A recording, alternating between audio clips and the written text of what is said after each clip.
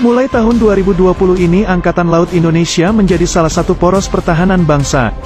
Untuk itu sistem penjagaan terus ditingkatkan, tak terkecuali di Natuna. Pembangunan postur ideal militer Indonesia terus digenjot oleh pemerintah. TNI, sebagai garda terdepan penjaga marwah bangsa mesti dikuatkan demi sebuah kedaulatan. Sekarang postur kekuatan pertahanan itu sudah mulai nampak.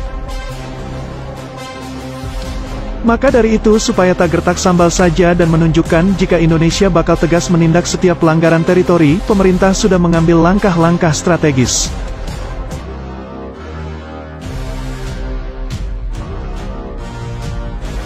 Salah satunya mempersenjatai Pulau Natuna. Melalui Minimum Essential Force (MEF) alias kekuatan pokok minimum yang terbagi 3 tahap, TNI mulai mendorong maju arsenal perangnya ke perbatasan antar negara. Setelah pembangunan infrastruktur macam pelebaran dermaga, pembangunan landasan pacu, hanggar dan barak prajurit selesai, maka isian alat penggebuk pun mulai disuntikan ke Natuna.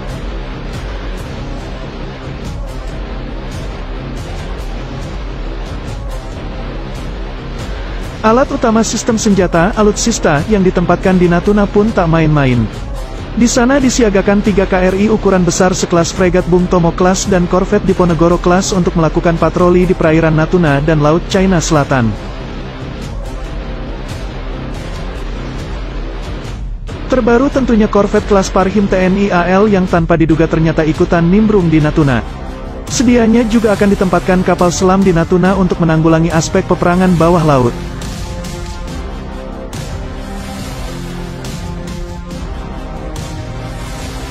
Belum selesai sampai di situ, rencananya di Natuna juga akan ditempatkan 1 skadron pesawat tempur untuk melakukan operasi patroli udara berkemampuan Maritime Strike.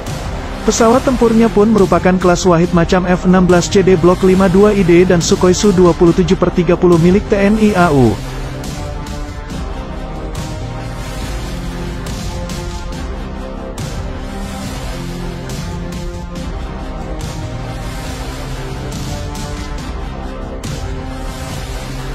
Merasa masih kurang, tenang, ada lagi penambahan pasukan elit 3 Matra milik TNI macam Marinir, Pashas serta Kostrat.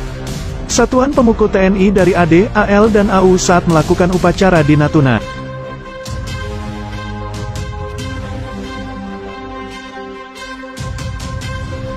Di Natuna juga disiagakan berbagai macam radar penjejak agar dapat mengetahui jika ada unsur asing yang menyelonong masuk ke teritori Indonesia tanpa izin, bahkan pesawat siluman, stealth pun bakal terdeteksi jika mencoba melakukan pelanggaran. Perkuatan Natuna dimaksudkan sebagai unsur penangkal dengan jargon, gebuk duluan sebelum masuk, dalam artian cegah dulu jauh di luar sebelum masuk ke teritori Indonesia. Tentu dijadikannya Natuna sebagai pangkalan militer pemukul terdepan TNI di bagian utara Indonesia membuat banyak negara was-was. Salah satunya ialah Malaysia yang sudah panik bukan main karena kekuatan TNI di Natuna bisa membelah negara mereka menjadi 2 bagian.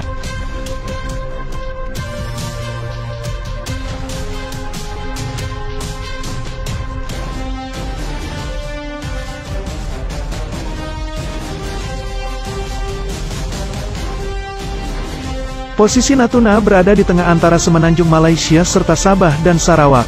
Maka mau tak mau jika ada pesawat atau kapal laut baik akan dan ke semenanjung Sabah dan Sarawak, maka harus mendapat clearance dari pihak Indonesia.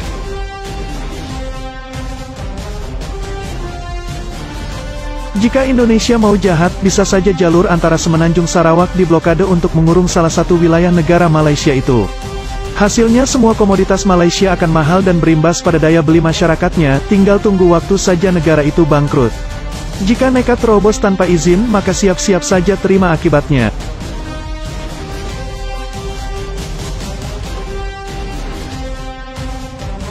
Perkuatan di Natuna masih terus berlanjut dan di sana nantinya akan ditempatkan peralatan tempur kelas 1 nan canggih milik TNI untuk menghadapi segala bentuk ancaman yang mengganggu kedaulatan Indonesia.